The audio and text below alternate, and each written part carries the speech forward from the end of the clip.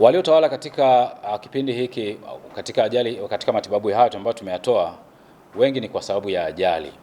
Naweza nikasema kwa zaidi ya 62% ni kwa sababu ya ajali, na ajali nyingi zinachangiwa na bodaboda. Naweza nikasema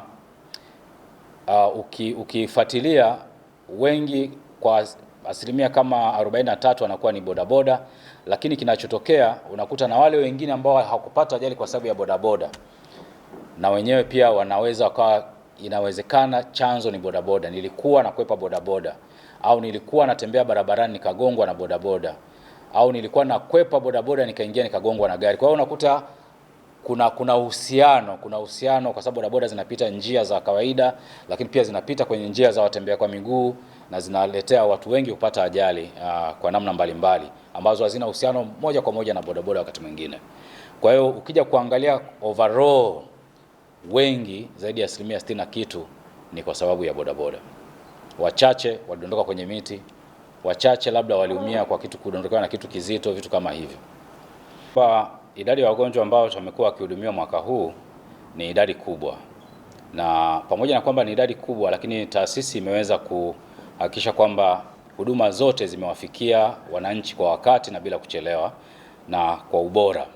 Sasa ni kwa vipi wafanyakazi ambao wanaonekana wachache na wagonjwa wanaonekana wengi wameweza kufanya hili?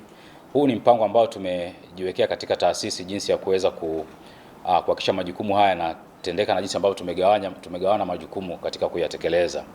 Na labda niseme tu pongezi kubwa kwa wafanyakazi, kwa sababu ni kwa kujitolea, walifanya kazi katika muda ambao ulitakiwa, lakini pia wanajitolea kuhakikisha kwamba majukumu au yale malengo ambayo tumeyaweka kama taasisi yanaweza kutimizwa.